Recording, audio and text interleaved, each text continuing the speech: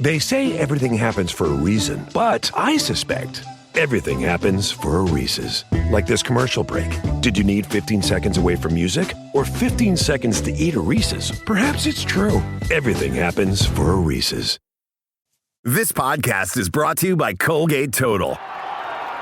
We take oral health as seriously as you take sports. That's why Colgate Total Active Prevention uses advanced technology to help prevent oral health problems like cavities and gingivitis before they start. It's clinically proven to provide 24-hour antibacterial protection with twice daily brushing after 4 weeks of use. So get a winning routine and prevent oral health problems before they start. Shop Colgate Total Active Prevention at a retailer near you.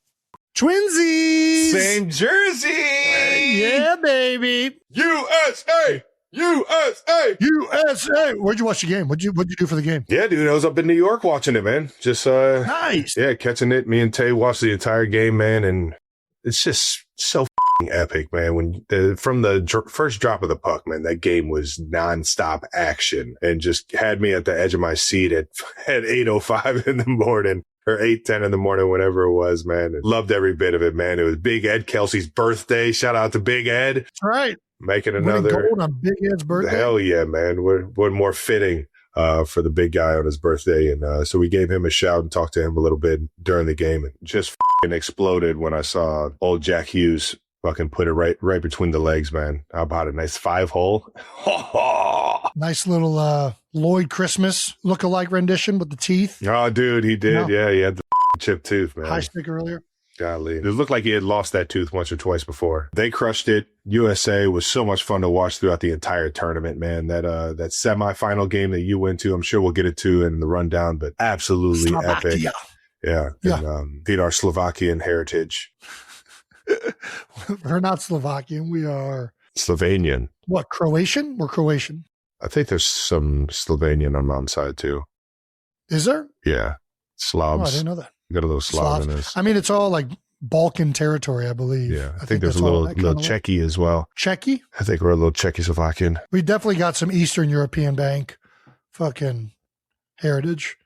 I've seen some like Slavic area people that I'm like, yeah, they kind of look like dude, you put a babushka on or those fucking furry things on, man. You would fucking fit right into Russia. You got the eyebrows. I got the eyebrows. Are Russians known for thick eyebrows?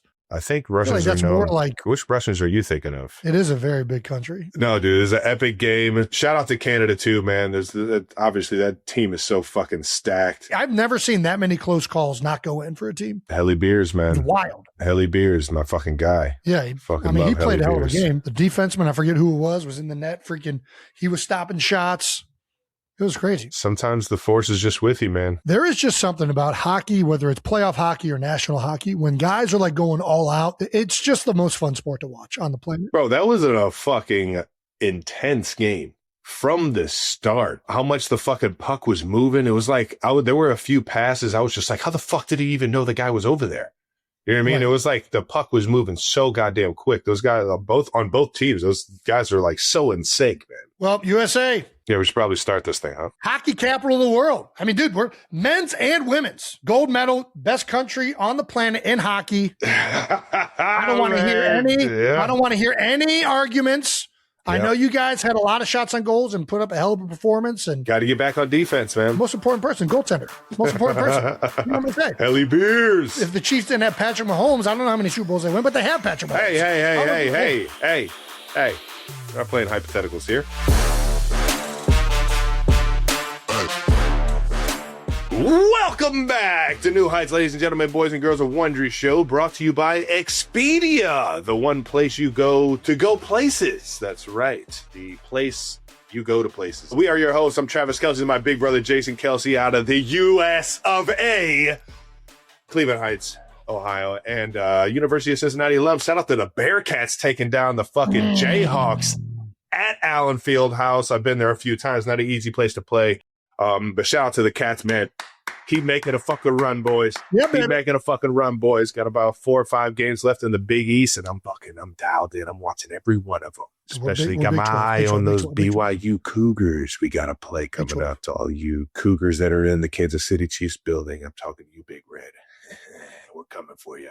Subscribe on YouTube, Wondery Plus, wherever you get your podcast, and follow the show at New Heights with 1S for fun clips throughout the week on all social media channels. Jason, why don't you tell the people what we have coming up, knowing we've had a lot going on these past 2 weeks? Yeah, I mean, we've been off from podcasting, but we haven't been off from getting out of the house. 92% is we're going to get into everything these last couple weeks, including from our time after the Super Bowl, where Kylie and I went to the Olympics, and Travis had an absolute awesome moment at Pebble Beach with his absolute unit of a caddy. And we're also going to get into a great conversation with country music superstar Chris Stapleton. Oh, yeah. Let's go, Chris. Before we get into all that, we're obviously going to get into some of that new news. New news is brought to you by American Express. Yes, it is. Yes, it is. All righty. We are in a full-blown blizzard. That's the new news I got here. They send a little text to the group chat. This is my front yard this morning. Yeah, I'm looking at the snow coming down right about now.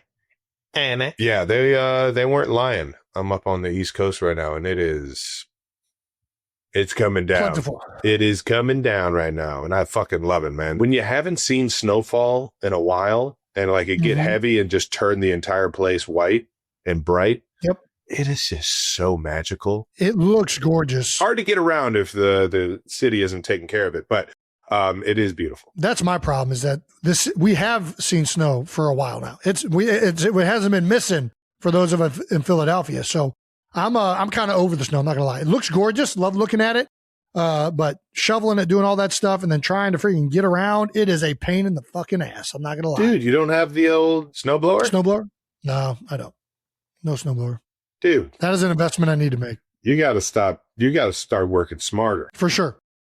Smarter, not harder. Yeah. Paul Longoism. Yeah. Dude, do you remember fucking shoveling snow our entire childhood? And then when we went off to the University of Cincinnati, we come back and Dad has a snowblower? Yeah, I mean, why would he invest in a snowblower when he's got two kids that can shovel?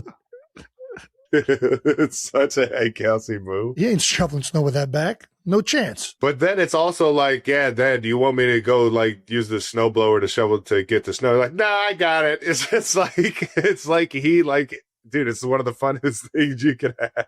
I'm pro manual labor for kids. Yeah, no, 100%. You appreciate it when you're the one doing it, and then you get to tell another fucking kid to do it. Oh, I can't wait. We also dropped some film breakdown for Eagles fans wondering what to expect from new offensive coordinator Sean Mannion. Ooh, that's right. I saw that, Jason. That was a pretty good breakdown. It wasn't bad. Hitches left and right. Hitches all over the field. It wasn't as organized as I would have liked it to be, but I think it turned out great. Aaron did a fantastic job. Shout out to our producer, Aaron. I think we can do a lot more stuff like that. That can be really insightful. I'd love to do it with you, Trav, because I know you know a lot more about route concepts and the passing game. And yeah. I think there's a thirst for me learning a lot of that aspect of the game that I've never really known. So anyways, we had a lot of fun with this one. I'm excited about some of the things that come with Sean Mannion. We had some comments we were going to go through. I love this. We need more of this from Jason. It brings in his knowledge, and genuinely, I really love watching film. Ooh, okay. It is fun to watch film.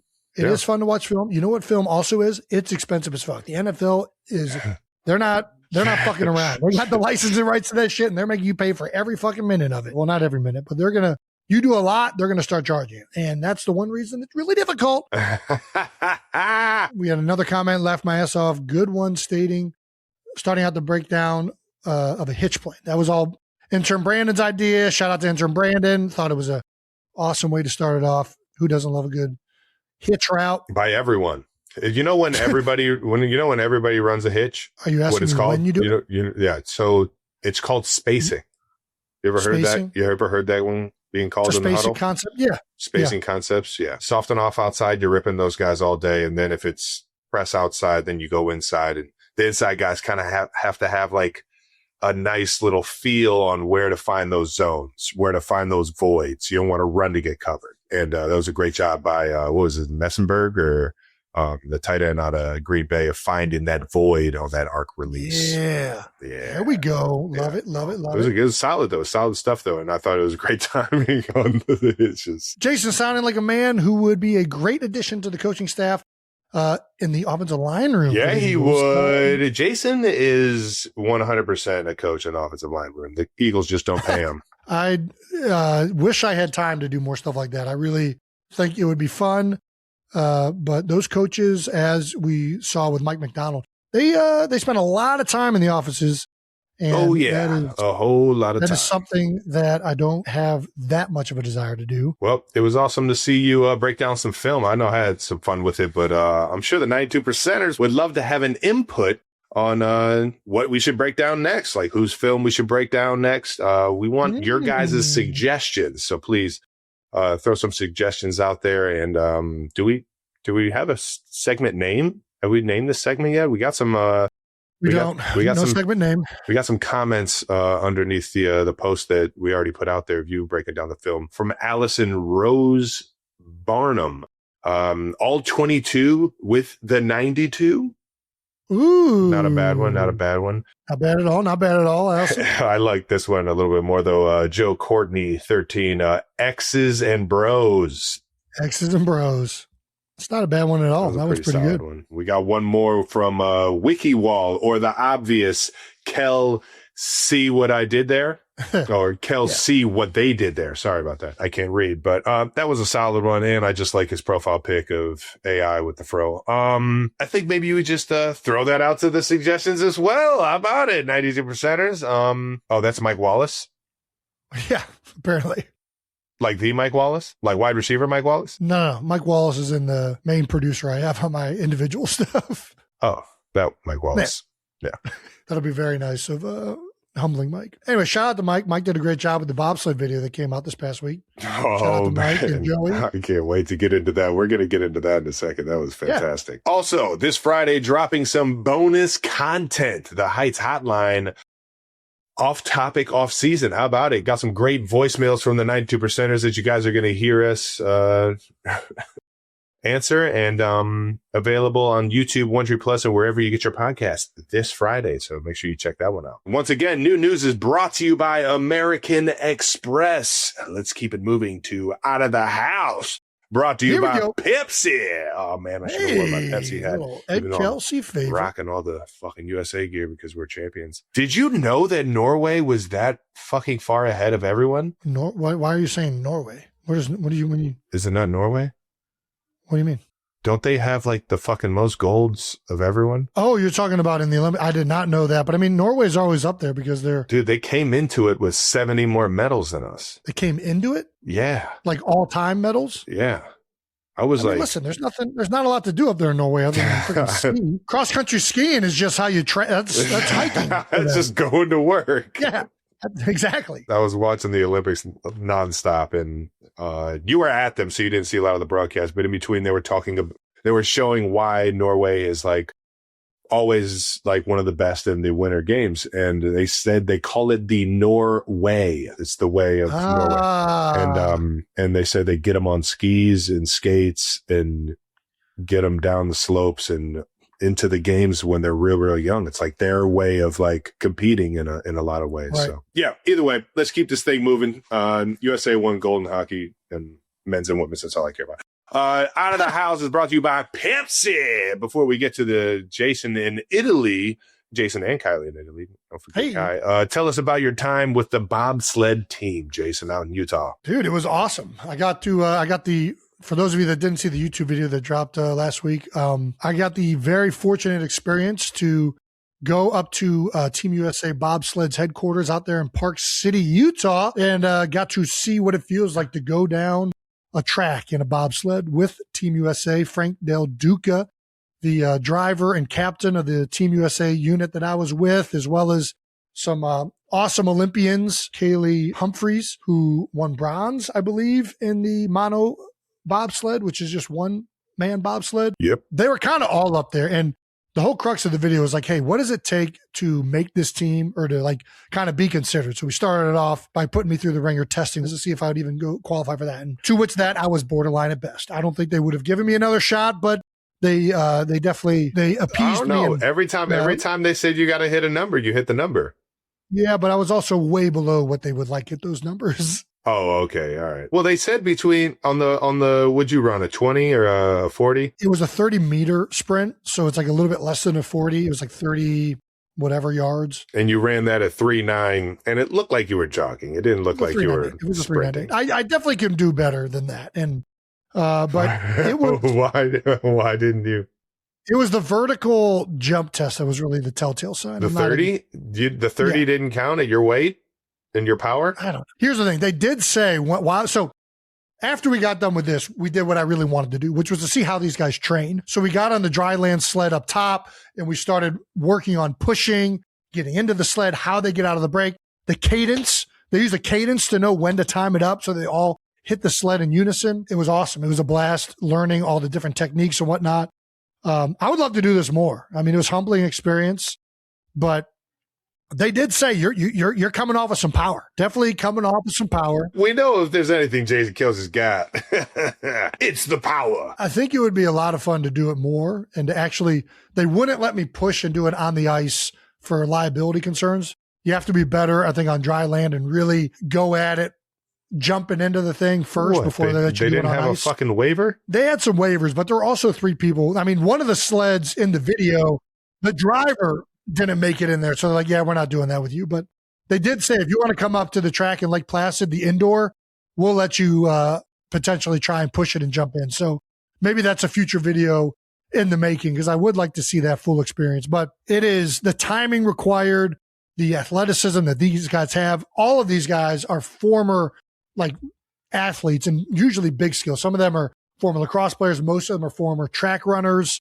Most of them weigh anywhere from 225 to 250, somewhere in that ballpark range. I'd be really curious to see what it feels like. The problem is I'm really built to be a third or second guy, but you have to be running at full speed. That thing is moving already 21 miles an hour down the track.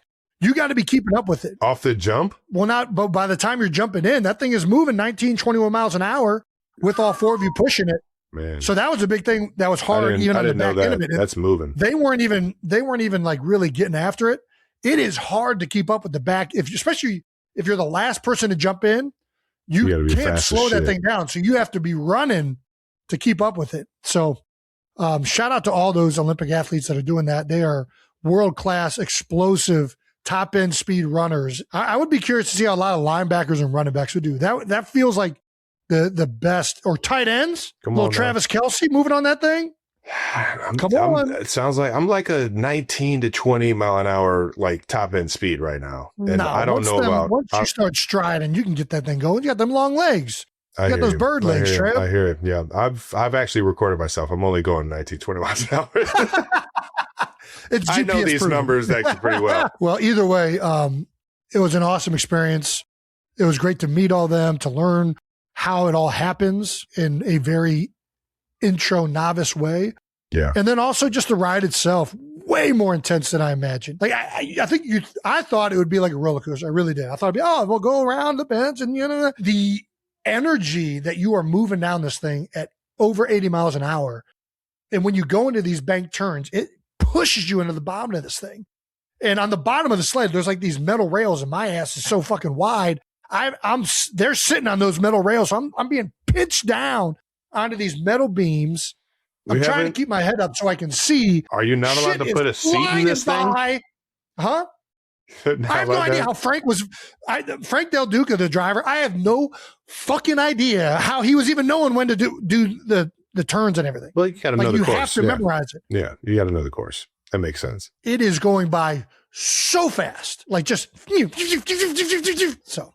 Anyways, it was a humbling experience to see the level at which those athletes perform that. Did they teach you how to drive it at least? No, I saw in there and they showed me how. So there's a pretty cool video that Kylie Humphreys showed me how they train the turns before you get into it. So they weren't going to let me steer in it. Yeah. But she basically was kind of showing you how you push and pull and lean and how it feels. But it's a cable steering system. There's like 2 things in here. And when you pull this one, it turns the front skis this way or that way.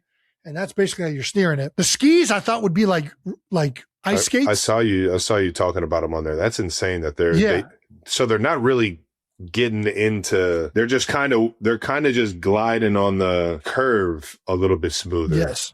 They're not really like turning it. Yeah. I mean, they are, but it's not cutting into it the way I thought it would. It's like driving on snow. It feels like, I guess. Yeah. But either way, Awesome experience. Flooring the old two-wheel drive. All right, let's keep this moving. I've never done that. Here's the real question. Next year, Olympics, are we doing the double luge? Double luge. I'm not a luger. I got no interest in luging. I would do skeleton before luge. Which one's the luge versus skeleton? Luge is like you're on your back and you're looking. My belly's too big. I wouldn't even see where I'm going. The double luge is the weird one everyone's talking about. Yeah. Where there's like they're like laying on each other. Yeah. Oh yeah, there's a picture of it right here. Yeah, that's pretty good. There you go. Even the single luge. I'm not a luger. You a top or bottom guy? I'm a zero guy. I'm not a luger. All right, deal. I'm not a one-man luger, though. I'm not against being that close to another man. I'm perfectly comfortable with my sexuality. I'm just not a luger. Thank you to our presenting sponsor, Expedia. When it comes to travel, we're all about keeping it simple. No bouncing between a million different apps trying to piece together a trip. That's why Expedia just makes sense. Flights, hotels, vacation rentals, cars, activities. It's literally all in one place. Everything you need to plan a trip without losing your mind. Whether you're planning a big family vacation or a guy's trip or girl's trip, it can get complicated fast. That's right. Everyone's got different schedules, opinions. Everyone wants something different. But with Expedia, you can book however works for you. Lock everything in at once if you want, or do it piece by piece. That's right. It just works. One app, everything you need, no headaches. Download Expedia app today and bundle to save up to 30%.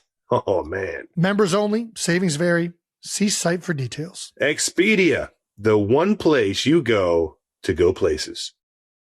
Thank you to our sponsor, American Express. After years of traveling, I learned I want my vacation to start as early as possible, even like before I even get on the plane. I don't think that's just you, man. I think everybody is in line with that. And that's why people who travel a lot talk about the American Express Platinum Card. Because when you're a card member, the airport doesn't feel like the airport. It feels like part one of the vacation. Talking about the lounges? Yeah, the lounges, because with Amex Platinum, you can enjoy access to the largest global lounge network compared to other credit card companies as of July 2025. Yeah, it makes sense. You stroll in, find a peaceful place to relax, and enjoy a spot to recharge, giving you travel confidence you need through comfort. All right, now with premium travel benefits and award-winning services, there's nothing like Platinum. Terms apply. Learn more at americanexpress.com/withplatinum. Thank you to our partner, Claude. Ever notice how everyone just wants the quickest route these days? Always skimming for hot takes, the headline, and then they move on? Yeah, but that is not how we do it. Nope. Whether it is breaking down a game, figuring out a big decision, or going down a rabbit hole at midnight, the best ideas come through thinking them through. And that's what Claude is built for. That's right. It's from Anthropic, a company founded to help people think, not just keep you engaged in scrolling. Claude works through problems with you, pushes back when something doesn't hold up, and it also helps you get to the real answer. And get this.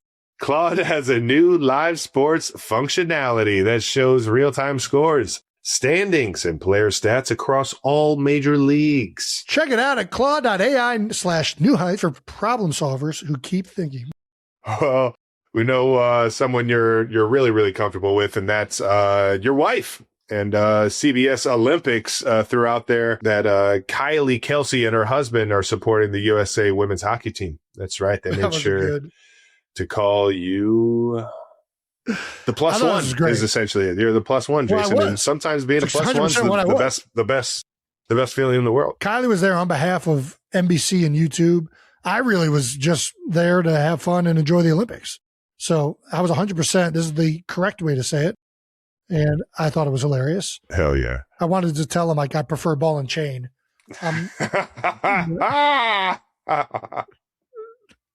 But yeah, that was the first USA women's game from the first day that we were there. That was awesome. Hell yeah. Dude, and you finally met Yoko Apollo Ono, the speed skater, minus the Yoko. That's will forever be one of the funniest things. Dude, Apollo, I mean, we watched him all growing up. Hell yeah. Unbelievable speed skater. Dude, he's been to the Heights, dude. Did you talk about him coming to the Heights? I didn't actually ask him that. Dude. You're right, though. I think he did. I'm pretty sure he did. At least that was word around town, and you already know how word gets around Cleveland Heights. I believe you're right, because I think that's when the first year that the new ice rink was built, it was an Olympic rink and they could do all the speed skating and stuff. Yeah. Speed skating was electric as shit. Let me tell you. So we went to the things that we did there. We saw 4 Olympic hockey games, 2 female and 2 male games. We saw figure skating and we saw speed skating, short track speed skating, which is the best. The long tracks are fun, and it's cool to see everybody pick up speed. I want to see the short track. I want to see short track. I want to see short track too, but sometimes it pisses me off when they start off real slow. When they're doing the like longer races, we saw the 1500 meters, which I guess was longer. Sometimes that pisses me off. But these things were fast paced. They were moving. They're doing tush pushes because we saw the relay version of it where they get in there and they push the ass of the guy in front of them. Yep. The thing that was nice, so I felt like this watching WrestleMania and then going to WrestleMania was in Philadelphia. When you're at WrestleMania, they don't have the announcing. And you realize when you're in the venue, when you're just watching 2 guys wrestle, how much you need like the shit talking and you need Pat McAfee saying like, oh, off the top rope. Like unless you have that, like it's just not that fun to be at, in my opinion, in the venue, which I think wrestling needs to incorporate the announcing in the venue. I don't know how you got to figure that out, but it would make it so much more exciting. Yeah. I kind of felt the same way watching figure skating, if I'm not going to lie. Like I would have liked to have heard Tara Lipinski and Johnny Weir announcing it live. You know what I mean? Like you kind of, when you don't have that, especially someone that is kind of newer to the sport, you like hearing the excitement in the announcer's voice that they just did something difficult, they just nailed a routine, or like they just missed something. So in speed skating, bro, it is a goddamn party in that speed skating arena. That's awesome. It is like you're there for, there's DJs playing music. It's fast paced. There's bells ringing. It is high stakes action in the speed skating short track arena. I love it. That shit was fun as hell to be at. You got to see some women's hockey, like we said, and you got to meet the great Cleveland Heights native Laila Edwards. Best athlete out of Cleveland Heights. That's what she said on the other podcast, as I should say. Not going to lie with Kylie Kelsey. And I'm just going to say, Laila, I've got 2 banners up in the Cleveland Heights hockey rink. I'm not sure how many banners you have. That's a young Travis Kelsey looking like as tall as all the adults on there. That's a hefty boy right there. There he is. Looks like I might have fucking got some teeth knocked out, or they just fell out at that age. Little squirt AA division champion. Don't forget the Bantam AA as well.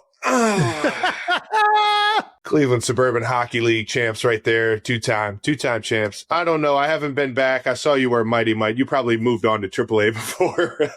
She went to Barons real quick. Yeah, she went to the Baron team or maybe Phantom. Who knows which AAA team she played on. I think she went Barons. I think I looked it up before. Well, that was the closest AAA to Cleveland Heights, but I'll let you have it because you're the only one that have gold. So a little tip of the cap to you, Laila. That was awesome to see you go and get it. And I'll tell you what, man, she has a fucking shot.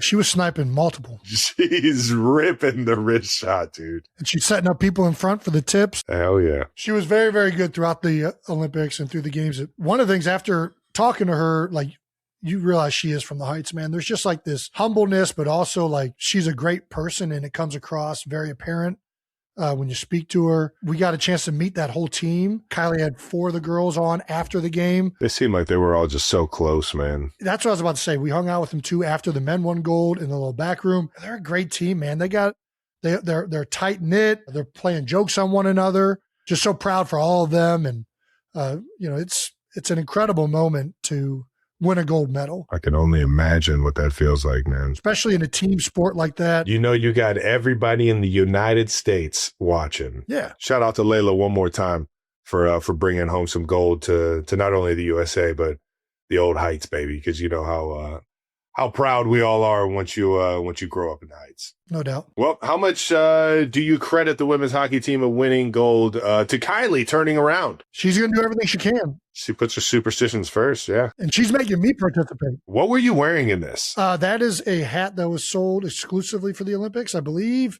it's actually a children's hat, but I was starting to put my pins around it, and it was like a flower. We were having a lot of fun, man. Canada got out to the quick lead, and it made it very stressful. Man, once you get into that elimination round, Dude, the refs in that game, I don't know what the fuck they were doing. And that was after Megan Keller's goal. Little dangle to the backhand underneath the blocker. So epic. It was epic. It was a sick goal. But anyways, yeah, it was an electric game. And then obviously we got to see USA men dismantle Slovakia. It got 6-1, I believe. It got ugly. It was 5-0 real quick. And I was sitting with the Kachuk family. Nice. Keith Kachuk was over there on the end of it. Got to shake the hand of a fucking legend. That was awesome. That's so fucking cool, man. I was sitting next to Anthony Rizzo. Shout out to Riz. He let me know he was over by you, man. That's so fucking cool. You got to see all these guys up there, man. We were right by the Hughes family too. Jack Hughes, who had the golden goal for the U.S. in the gold medal game. Did you get a chance to meet the Hughes brothers? I don't think so. I saw Jack's dad and his mom, I think. I don't think I saw the brothers. Maybe I did. Absolutely electric. Do the Olympics need to sell larger beers, Jason? Do they need larger beers? Because this beer looks like it's like a beer shot. We can't talk too much shit. These are the exact bottles Garage Beer's coming down the line, which are one of the reasons I've wanted to not do those bottles because I like the long neck. Oh, there's a little long neck in there. It's a little baby long neck. Well, that's what we're going with. That same exact shape, but it's going to look really stupid in our gigantic hands. Whenever I hold a beer can, everybody's like, man, that can is so small. It's like, no, it's actually a normal sized can. What you want me to say? I do think the beers might have been a little bit smaller though. I couldn't tell. Either way, it looked hilarious. Are there any other highlights from the old Milan Olympics that we're missing, Jason? Best food you ate? Man, I can't pronounce any of the restaurants we went to, but we took the metro down into near the Duomo area, ate at a couple restaurants that Susie Schuster, Rich Eisen's wife, recommended some of these spots. Nice. We had some unbelievable food, but I did have a cheeseburger promptly once I got back to the United States. Man, I there's just something like, don't get me wrong, I love traveling, but I was like, man, all this pasta and everything is great, but I'm missing a cheeseburger, just French a fries burger right now, and fries, or some fucking American style fucking pizza. You know, there's nothing like an American style pizza. Well, I didn't mind the Italian pizza; it was very good. Had a pizza with anchovies on it. Oh, big anchovy guy now. I'm not. I usually hate anchovies, but this pizza was good. Nice. What else did we do? Saw the Duomo, which my God, have you ever seen that? Nope, I have no idea what you're talking about. Insane! It's this big church. That, I mean, it's just like breathtakingly ornate. I don't know if it's a Gothic. I don't know what, I guess the architecture style that it would be, but it's just, it's incredible. I don't even know how to describe it. Pictures do not do it justice. You see that thing in person, it's just all stone carved out, fucking points and shit carved into it. It is fucking insane. But yeah, it was, Milan was gorgeous. I've seen that on pictures. You're hilarious. Yeah, I mean, dog ran onto a track, which dogs are always the star of the shows. Canada catching a bunch of heat for cheating, which, listen, you know my rule. If you ain't cheating, you ain't trying. Shout out to Canada. Just shout out to Canada. Got no problem. They didn't even get deduction. They got a slap on the wrist after the deal. I don't give a shit. I respect it. I like his reaction too. He knew he wasn't supposed to be doing it. They call him out. It's like, no, fuck you. What are you doing? Like, they just got to be fired with fire. Dude. Fuck that. Hell yeah, dude. Yeah. He's like, hey, fuck you. I didn't cheat. Knowing damn well he just cheated. I love it. You got to fucking meet force with force, baby. Man. Deny.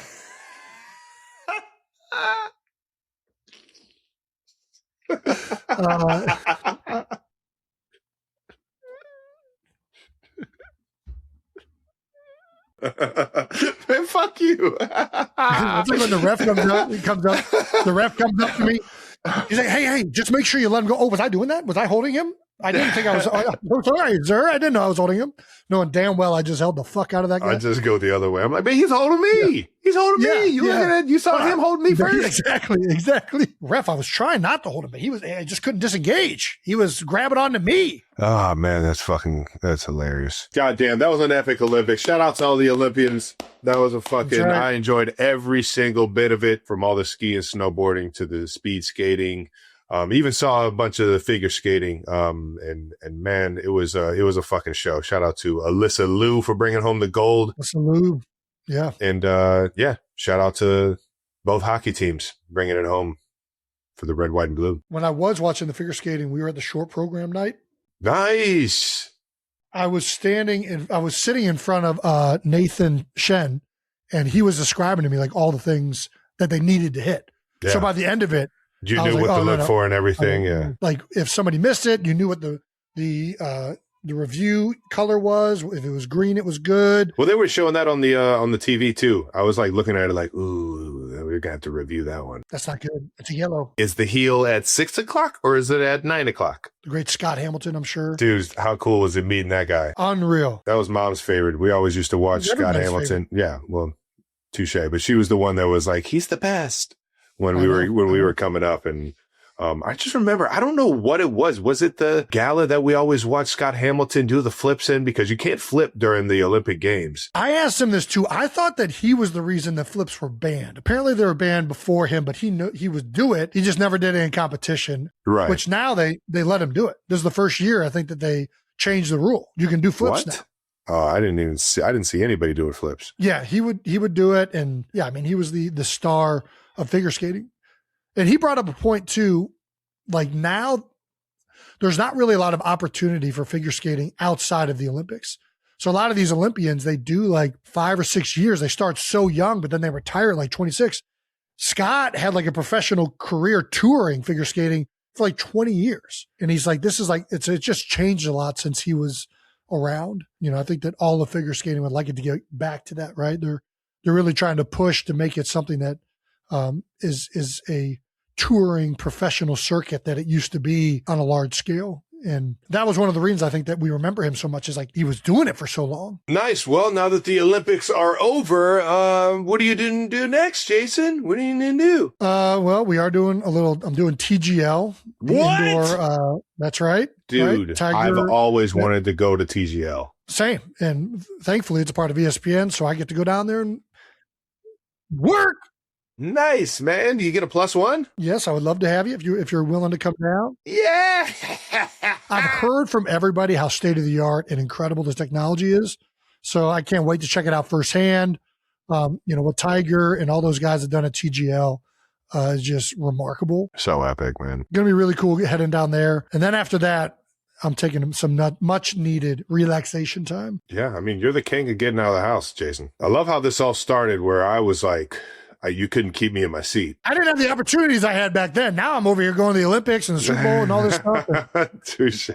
Sure, a lot of it is contractually obligated verbiage and strict negotiations. Oh, no, I got to go to TGL. I mean, I live a very silly life where doing all this really fun, awesome stuff is also part of my job, right? And, it's a joy. I get to reconnect with hockey, which obviously we all love growing up. Do things with golf, which we've been fans of that sport for a long time. I mean, it's wild. It really is. Trav, let's talk about you. Oh, fuck. Little Pebble Beach Pro-Am. Yeah, dude. How was that? Pebble Beach is one of the most epic tournaments I've ever been to. I can't tell you how amazing it was, seeing that course, Pebble on the water. The first 2 days, they split courses. As the Pro-Am is going on as well. You play Spyglass one day and then play Pebble the other day. And it's just so well done, man. AT&T does a great job of bringing in, the best golfers in the world playing on some of the most beautiful golf courses. I didn't get to play Cypress, which is right around the corner that everybody was raving about. And I'm fucking pumped to go back and play that one, man. But that little area over there by Carmel and Monterey Bay, man, it is absolutely unbelievable, breathtaking views. And then you just get to see some of the most epic golf holes of all time and some of the best players around hitting some of the best shots, man. I got to play with my guy Kashmir Keith. Hey. He is unbelievable golfer, man. Got to see him get dialed in and make a run. And it was just an all around fun opportunity. And I also got to play against my guy Alex Smith for 2 days, man. I was about to say, did you want to get back into Smitty? Yeah, he was the one that kind of threw the invite out there. It was just cool to kind of always reconnect with old teammates, especially one that I admired and loved as much as Alex, man. And he got me. He beat me in the games we were playing, but I couldn't fucking putt, man. I got to figure out how to I can get on the green, but these 3 putts are absolutely ruining my day. That was one thing I didn't know was I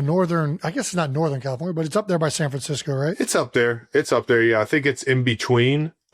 San Fran and LA, but So is it like north or south of like Sonoma and Napa and all that stuff? I think it's like southwest. South of that stuff? Okay. Yeah. Dude, I'm telling you, you would fucking love this area. You would absolutely love it. No doubt. It's like this calm, hidden world over there. There's not a lot of like movement going around. It just seems like it's like one of the best places in the world. Also got to run into my guy, Jim Nance, who, one of my favorite. Jim Nance? He's one of my favorite guys, one of my favorite play callers of all time, announcer, you know it, man. And then on top of that, man, just the all around professional. Obviously listening to his calls on the PGA Tour as well as the NFL. It's been such an honor to be able to be a part of the games and him handing me the mic in the AFC Championship games. And it's absolutely epic every time I run into him. I got to meet him and his kids and his wife. So it was pretty cool walking off 18 and getting to say hi to everyone. Well, I was very jealous watching it. I've always wanted to go out.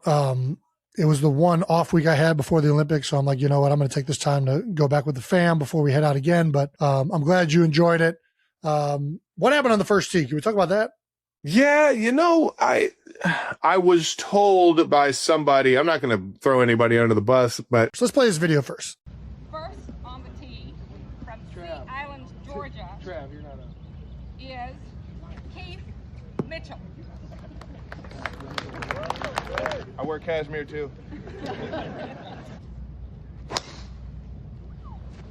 From Cleveland, Ohio, Travis. Dude.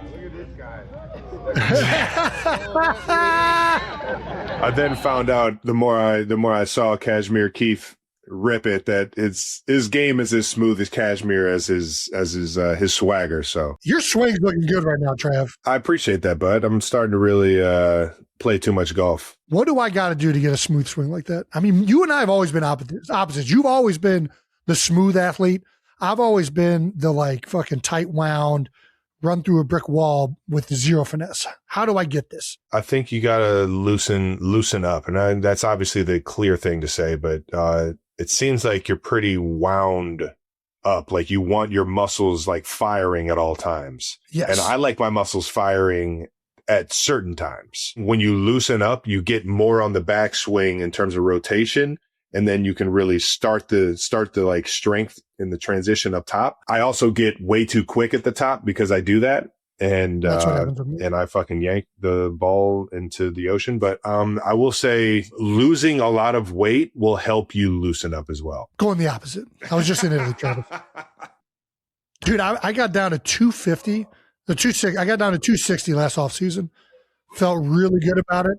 I am already back up to 285, dude. Dude, you're 85 already? Between the season and holidays, going on all these vacations and pasta and my quad getting torn so I can't run. It's been a bad stretch for your boy, but I'm going to get it down quick. Go right back down. 3 months dedication. I can be back down to 260, lickety split. Well, I believe it. And I think the more you watch yourself and start to figure out this golf world, the more you'll start to dial in those fundamentals that you need. When I try to like swing the club and I'm not really trying to step on it, I'm just kind of like letting it go up and then just kind of like bringing it down almost by my hip. I just feel like I really get in the pocket and it's consistent and it's replicable. Yeah. For some reason, I stray. You do what I'd like to do. You like to hit the fucking living piss out of the ball. And that's just how we were taught playing baseball and playing hockey is fucking, they can't catch it if you hit it as hard as you can. And we like that feeling of connecting with the ball as hard as we can and seeing it fly as far as it can go. I mean, that's the fun in golf. And I don't think I'll ever get to the point where I like don't do that at least half of the holes when I play golf. Like if I got a straight fairway and I got the driver out and I can hit a driver, I'm going to at least on 90% of the holes do just that. And it's the one or two times that I actually connect and see that thing fucking go 340 that I'm just loving life and I love playing the game. And that's what keeps me coming back. Amen to that, brother. And that wraps up Out of the House, brought to you by Pepsi. Thank you to our partner, Pepsi. Pepsi. Oh, Jason, would you consider yourself a creature of habit? Well, yes, I would. How many times do we stick with something just because it's what we've always done? That's pretty much my whole life. Yeah, you're so used to one thing, but when you actually think about it, you realize you've been missing out on something better. That's what Pepsi calls the Pepsi paradox. Oh. Yeah, when you take away the labels and just go off the taste, people across the country prefer the taste of Pepsi. It's been proven over and over again in blind taste tests. They just proved it again. 50 years ago, the Pepsi Challenge revealed people preferred the taste of Pepsi. And last year, in a revival of the challenge, 66% of people preferred the taste of Pepsi Zero Sugar. Here's what they're saying. Maybe it's time to question what you think you know about soda. Is your preference really about taste? Go out and try Pepsi Zero Sugar today. Let your taste decide.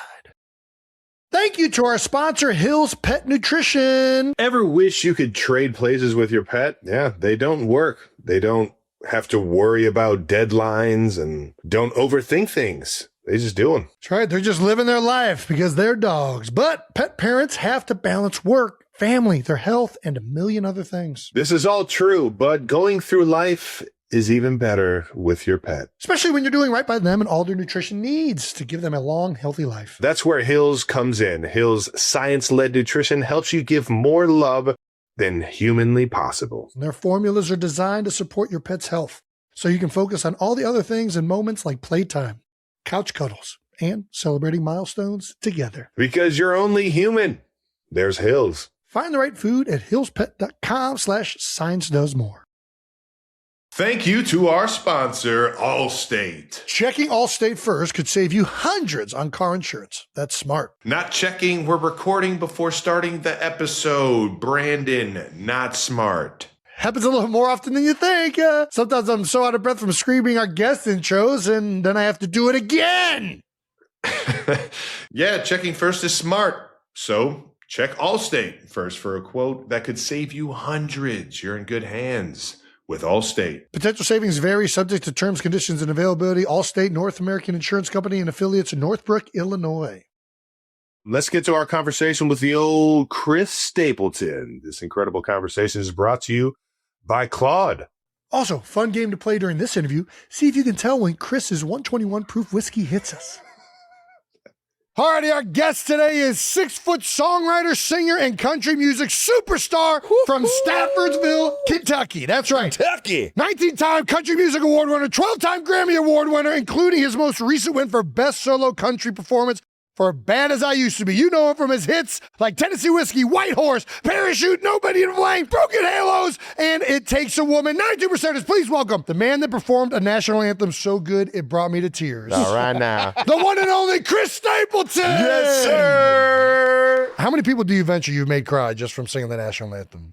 At least 2. Well, I know 2. That's it. I haven't seen much statistics on that beyond that, but Yeah, it was an incredible performance, as only you could have done. Seriously. well, I appreciate that. Thank you. We were just talking to Julian Edelman about how much the national anthem, for some reason, especially in the Super Bowl, but it's like that moment that just like, even now going to a regular game, I still get goosebumps. Oh man, I'm getting goosebumps just thinking about it. Yeah. But it's like, this whole thing, everybody's together. They got the Jets going over. Yeah, it's a production and it's heavy. Yeah, it's a unifying thing. Yeah. But you made it your own in like the most perfect way. Dude, it was so fucking magical, man. It got me fucking fired up. I came out hot in that game. Got the photos from that one. Oh yeah. Oh yeah.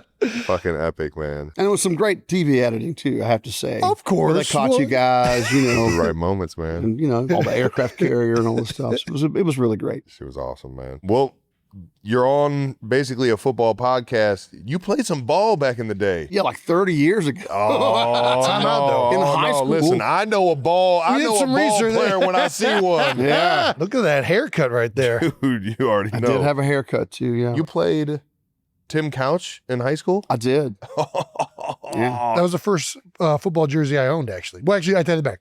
I had a Jerome Bettis jersey first, and then Tim Couch was When the they brought the second. Yeah. Browns back, Okay, that was yeah. the number 1 pick. We played couch several times. How'd it go? We lost. Yeah.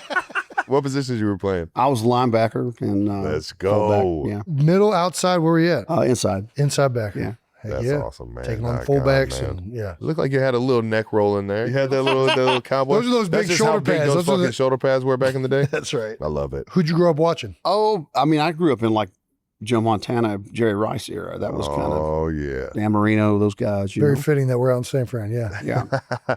Dude, my uncle has a crazy story about how he played Notre Dame. He went to Purdue and he played Notre Dame, and he got to see the first glimpse of Joe Montana's like 2-minute at the end of a game, winning it as a freshman at Notre Dame. And I asked Joe Montana about that game, and he said that my uncle didn't even mention this. He threw like 3 picks and got taken out of the game, and then a quarterback got injured, and he gets put back in to go save the day afterwards. And it was like, all right, now I got those 3 picks out the way. I'm good to go, baby. Nobody remembers the picks if you win the game. You ain't lying. Before we continue, we've been told you have some gifts. I do. I brought some whiskey for you guys. Oh, hell yeah. Baby. There's that. Pass it on down. Is it okay if we open this right Oh, now? wait, we've got them swapped. Swap? Okay. Yeah, you go there. they're specific to you. Okay, got it. And how do we get lucky, dude? For We the got bug? gifts for Chris, right? Yeah. God damn it. I'm like, you're the first one that has ever came on the show with gifts, dude. Fuck yeah. Yeah, baby. Christmas in February. 62 personalized bottle. This is awesome. Woo! Traveler's This Whiskey. happens every Christmas. He always opens them faster than me. Then we got some glasses, Dude, coaster. this is nice. You guys are the first people we've ever done that for, but we got an engraving machine. We just Oh, fuck yes. I don't even want to open it. Well, I have Listen, some you other stuff open we yours can and I'll drink it. Oh, that's the 90 proof. That's what we have been selling, but this is new coming out. This is 121 proof. 121. Right here. Those were the 90s. This Okay. is not out yet, but I brought this today. If you guys were up for it, we could open it together. Yeah. This is the first bottle that I will ever have opened of this and had with anybody. I am not turning that down for a second. Please. I'd be honored for You you do- to. No, you- no. This has to be. You got to open that thing. Dude, this is so badass. This is awesome. There's some glasses in there too, I think. How long you been in the whiskey game? Oh, I guess it's a couple of years now. We've been doing that, but depends on what you call in the games. Making it and selling it, a couple of years. There we go. I'll just do like a tasting pour first, and you guys. Nice, man. I might not have should have wrapped things. Dude, this is awesome, man. Are you kidding me? What do we call in the 121 proof? It's foolproof. Foolproof. It's Foolproof. just traveler foolproof. Love it. It'll be out very soon in limited quantities, but Oh, yeah. Ooh, that smells good. you guys ready to go? Cheers for the first one. Hell yeah, baby. Hell yeah. Get this thing going. Hell yeah. It's a sipper for me, but you guys do what you want with it.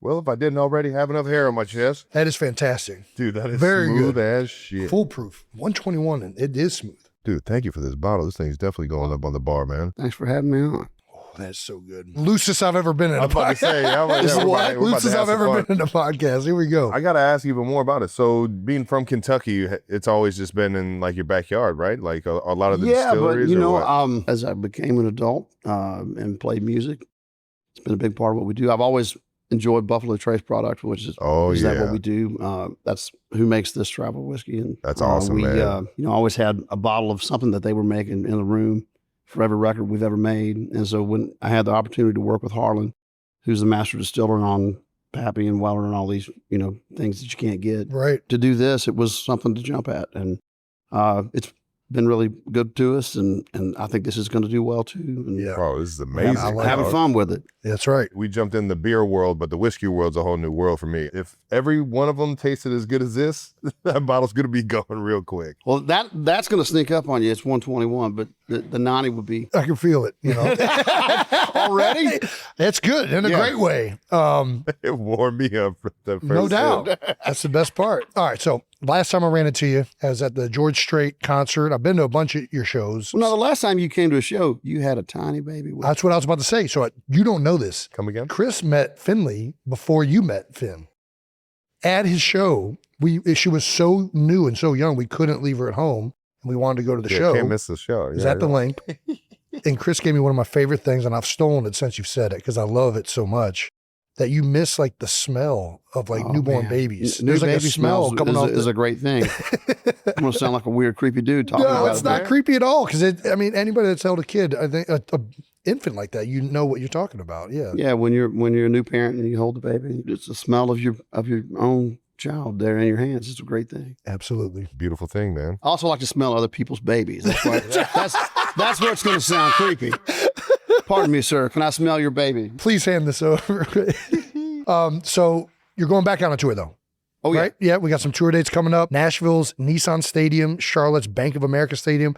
Hershey Park Stadium in Pennsylvania, Paycor Stadium, Cincinnati. We've been there a few times. Yeah. Fenway Park, 2 nights. Have you ever played Fenway? No. Well, I've played. They have a smaller venue in Fenway that we play. Okay. We've never played the park proper. In the big, okay. Oh, man. And then Casey's Morton Amphitheater. Do you like the big, giant arenas, or do you like more, like, what do you like more performing in? They all have their strong points. I mean, I like that we can get more people in the bigger places. I get it. Yeah. But I also, some places that like Fenway are magic in ways that they have historical significance, and fuck yeah, just playing Wrigley Field, or when you go to these places that have been around a while, those places have ghosts in them, or even playing the Fillmore here.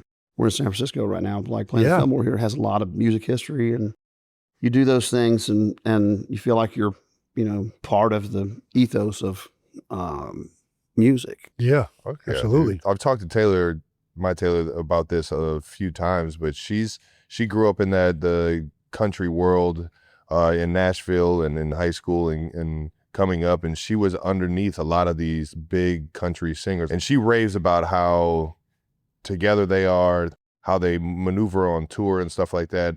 How was it rocking with George Strait around the country? George is the best, man. George doesn't play a lot of shows, but we played as many as we could with him, and I think I almost talked him into pseudo coming out of retirement. He was playing convincing less man. and less shows, and we had a lot of fun playing a few shows with him. I was like, hey man, many of these as you want to do, let's do them. So we picked up and played more, and I think he had fun doing it too. And I don't know, we just have a good time. That's awesome, man. Yeah. Favorite city? I mean, I like a lot of cities for different reasons. My favorite venue to play in is probably the Forum in Los Angeles. Yeah. Just because it sounds so good. And it also has, you walk down the hallway and it's like they have all the people that have played there on the walls, like Led Zeppelin, as hell. just Fuck just crazy shit. You're just like, yeah, I'm gonna go play the Forum. You can feel history in some of these arenas and stadiums. The Forum feels like it was made for that. Obviously the Lakers For and music, everybody, it has but the wood yeah. and it has the sports history too, but the music history of it is incredible. That's awesome, man. Wonderful. I haven't heard that one yet, the Forum. Do you remember your first concert? Ooh. My first concert was probably Bon Jovi at Rupp Arena with Skid Row opening. Oh, wow. And Skid Row was so loud, Yeah. I had to go out in the hallway. I was like, I was maybe I was eight or nine. Okay. They were hammering. Yeah. That's amazing. I That's love good it. But it was shit. fun, yeah. So big Bon Jovi fan. Yeah, I like Bon Jovi. I mean, I grew up in the 80s, man, so Oh, yeah. all that stuff is good. I had that. fair game for So growing up, Bon Jovi, you were in the rock world, the country world, all the above. Yeah, I mean, I grew up in a rural part of the country too. So, we have, my dad listened to all the outlaw music, like Waylon and Willie, Merle Haggard and all those guys, but also, old R&B and stuff like that. So Oh, nice. I had it from all directions. And I don't, if it's good, it's good. There's two kinds of music, good and bad. That's it. So we always talk about this in sports, actually. Like, to be a great athlete, it's best to play a bunch of different sports and before you narrow down into one sport. Do you think it's similar? Do you think playing and listening to all these forms of music and then narrowing down into like a specific genre makes you a better musician? Or do you think it's best to stay in like one thing? I have to share this just because it popped in my head as you were saying that. Okay. When I was a kid, I went to Rick Pitino basketball camp. Are you Let's kidding me? go. Louisville action. Hell yeah. And Rick Pitino, he spoke to us before we had the camp. Or what I'm sure you guys went through camps. When you were kids. Oh, you know how it goes, yeah. And he's like, now, in order to be a good basketball player, you have to play 3 sports: 1-on-1 basketball, 3-on-3 basketball, and 5-on-5 basketball. That's a banger. That pops in my head as you were saying that. But I do think there's something that can strengthen you as a musician if you can, kind of at least have a working knowledge of a lot of different kinds of music. Absolutely. But at some point, all these influences kind of converge into whatever it is that you are, and that's what that is, So I love it. That's awesome, man. Do you remember your first concert you played? I don't. No. I don't. Probably in church. Or that's not a concert. Like I used to sing in church. Yeah, no, growing up, I don't. Yeah. A couple times in high school, I owned a PA, so we'd randomly get hired by somebody that needed a PA to open for them sometimes. Okay. Hell yeah. In high school, like it's hard to get people to take things seriously and like try to work as a band. And then you think you're going to go to college for a minute like me, and then you do that, and that doesn't work out for you. And you're like, well, what am I going to do? And so you get random jobs driving trucks or delivering pizzas or whatever it is, and then until you find out what it is that you do. Yeah. So now I gotta ask you, got me going down a rabbit hole, dude. You were a pizza driver? I was not that high up on the totem pole. Still though. I was the guy. Have you ever been in a parking lot? I don't know if they did that. This is where you guys were from, but and you go into a store or something, you come back and there are coupons on your windshield. Oh yeah. Yeah, I was the guy that put the coupons on the windshield. Yeah. Nice, man. Running around in the parking lot, that's fucking gold, man. Basically, I mean, giving people money, essentially. I mean, That's right. Like Santa Claus. Like Robin Hood, man. This is sweet. What process of music making do you enjoy the most? Oh yeah. Writing, working out the sound and melody. I guess that all kind of goes I in the was same gonna thing. say, do you even Performing, like what's the best part? Oh, it's all part of one wheel. For me, I like it all when it's working. I'm frustrated by it all when it's not, but I do enjoy writing. But I don't do a lot of that anymore. I do enjoy going in the studio, and the studio is probably my favorite part. Okay. Nice. Really. Although I don't have any plans to go do much of that these days really either, but they all feed into each other, and it's not really a separate thing. Right. And you have to do all of them in order to, once again, be whatever it is that you are. Hell yeah. I just have to say this. The tiny desk of you and your wife was one of the most magical, like, tiny desks that I've seen. That's the closest thing I get during the season to seeing live music is like doing, like, just surfing on the web and watching everything like that. Like when you're in an intimate setting like that, like, does it change how you're performing? Or is it just kind of like take you back to like, just, I don't know, what I would assume is like the beginning stages of you and a guitar and just making. Well, we try to maintain that even, as we play larger venues. Like we still set up the same. Oh yeah. On a big stage that we would set up in a club, or we don't change our setup. I'm kind of tethered to a chord. I don't do a lot of moving around or anything. That's not my deal. It doesn't change my mentality. We're still just playing songs. Somehow it feels like a little more pressure sometimes to play very intimate things more than a mass of things, because you can see the reactions of the 5 people in the room, or, there's a little more pressure there in an odd way. Hell yeah. Yeah, absolutely. I know you say you're not doing much songwriting anymore, but how many songs do you venture you've probably written? Oh, can't even count it. Yeah, I was more gonna say, than, can't even count it. more than 1,000 for sure. Yeah. That is incredible. What is the process for you is it always the same? Is No. it strikes in different ways? Well, I mean, I grew up as a salary songwriter. I came up in the business as that's the songs you've written are insane. Yeah. As songwriting, Yes. and to the point that I was a salary songwriter in a publishing house. And so we would show up at the, crack of noon or something, and you make appointments, and it feels very not sexy when I describe it that way, but that's what we did. We worked it like a job, and you come in, it's a very workman mentality. And early on, I would do that 3 or 4 times a day. I would have different appointments with people, and I would come out with songs and crank, trying to figure out how to do it and how to be good at it. Hell yeah. And eventually you figure something out, or you get lucky enough to make people think that you did. Yeah. And that's kind of what that is. But the process can be different. For me, if I'm sitting by myself, I'll probably just have a guitar and hum and strum. Does the melody come first and then the lyrics? For me, a lot. If I'm by myself, that would, or something.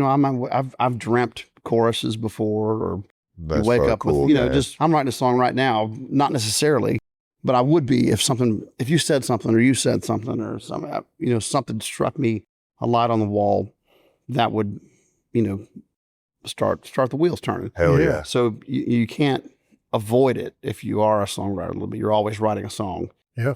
Even if you're not. Materials all Writing a around song. you, yeah. Yeah. That's cool as hell. Huh? I wish I had the fucking brains to be able to just put words to music like that. It's insane stuff, man. It is. I can't even write a full sentence out. Finish this and you won't be able to. All right. Does every country western song need to mention the following? Mamas, trains, prison, getting drunk. You're Well, I'm talking about missing- the perfect country and Sure, western that's song. Right. It is one of my favorite Written by songs. Steve Goodman. That's right. Is there some truth to that? Like, I feel like that's a caricature almost now in a lot of country music where it's like, I don't think you have to do that, but certainly when you do, those of us who know that as the list of things that are supposed to be in there would go, all right, cool. Good job. Cover the bases. Nice. Yeah. At this point in your career, do you go to places for like honest feedback from like where you're at, or do you I'm feel like I'm married to my wife, the who is biggest who is the most honest person. Shout out She'll to tell me Morgan. if something sucks immediately and she doesn't pull punches. That's the best, man. I don't need to go anywhere else for honest feedback. There you go. Coach is right there letting you know. That's awesome. Do you have any places you want to play that you haven't played yet? Ooh. I'm sure there are, but I don't know what they are. Have you ventured much out of the States in terms of We've played in Europe a little bit and Australia, but we have never been to South America to play. in terms of outside of the US? What was your most like accepting crowd? The ones that got the craziest? Oh, they've all been wonderful.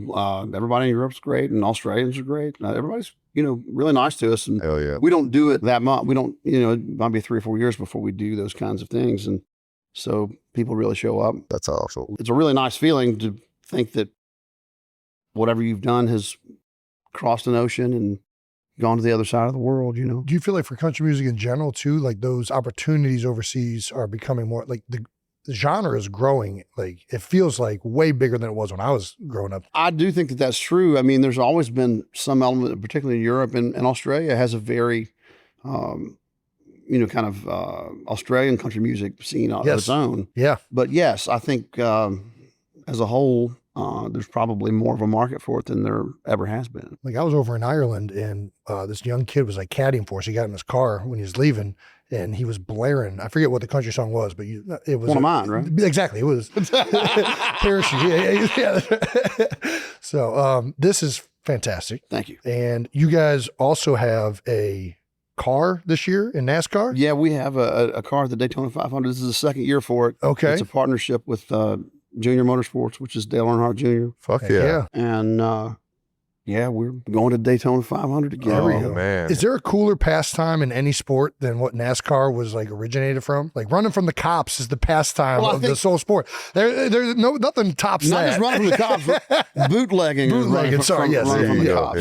yeah. But so I think there's a good history between whiskey and what NASCAR has come from. And so I think it made sense. It was kind of a crazy idea. I'm friends with Rick Hendrick of Hendrick Racing, and I think we kind of floated his way. He's like, well, Junior was looking to get into maybe running a car in the 500, and he kind of put us together, and I think that's how that happened. It all just kind of came to this head of we wanted to do it, and they wanted to do it, and I, last year I sat, in the pit with the headphones on and listened to all the stuff that nobody gets to hear, and watch the race in that inside kind of way, and it was intense. That is cool. That is really super cool. intense. Yeah. Have you always like been into NASCAR, like growing up and everything, or Not necessarily. I think the race cars are cool. I like going fast. fuck yeah? Not as fast as those guys. I was gonna say, Those gonna guys, say, if they those got- guys are different animals. Have you gotten in one of them cars?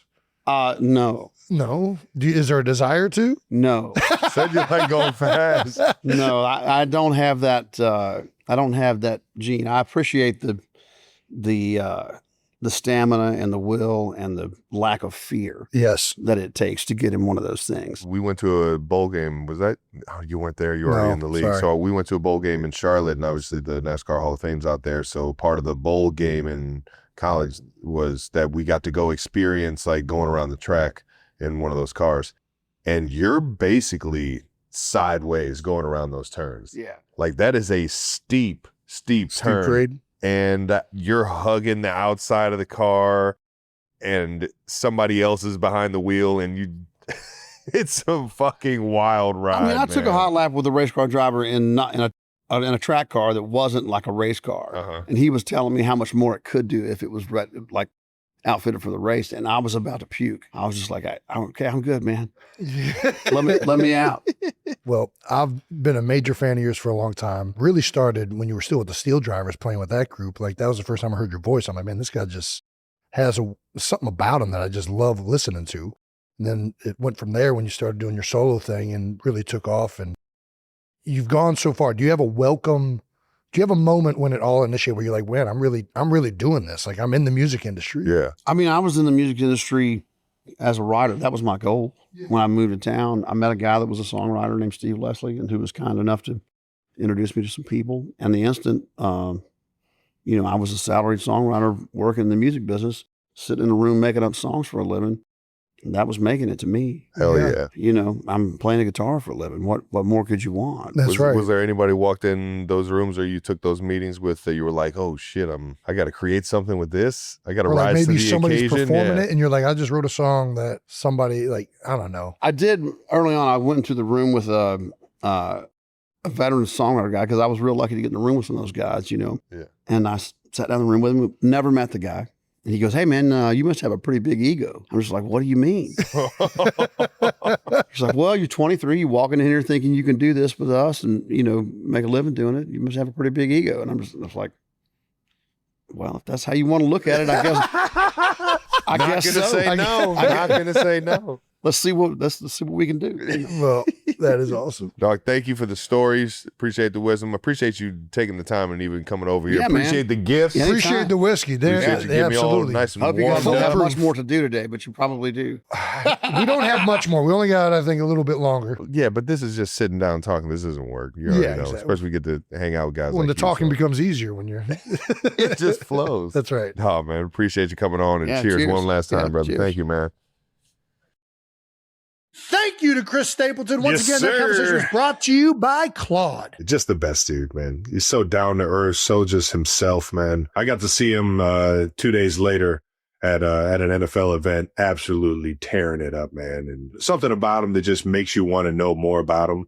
Like the more conversations you have with him, because he's such an interesting guy, man. For sure. Appreciate him coming on and sharing some stories with us. That wraps up another episode of New Heights. Thank you to Chris Stapleton for being here, and check out his tour, the All-American Roadshow. Yeah, baby. Go get you some Traveler whiskey today. Whatever proof you want, it's all going to be good. All right, man. And make sure you subscribe to the New Heights channel on YouTube and follow New Heights on the Wondery App or wherever you get your podcast. You can listen to new episodes of New Heights ad-free right now by joining Wondery Plus in the Wondery App or on Apple Podcasts. Once again, New Heights, a Wondery show brought to you by Expedia, the one place you go to go places. How about that? And follow the show on all social media at New Heights Show with 1S. Thank you to the New Heights production team for always keeping us organized and making us way more professional than what we really are. And thank you again to all those 92%ers. We wouldn't do this without you. We can't do this without you. We love you guys.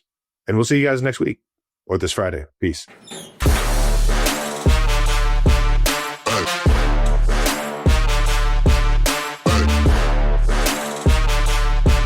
We've been over here crushing beers for the past 3 hours, and we had one of those. I'm just sitting here like, dude, I got to tell you about this tiny desk you did, man. I don't know if you remember, but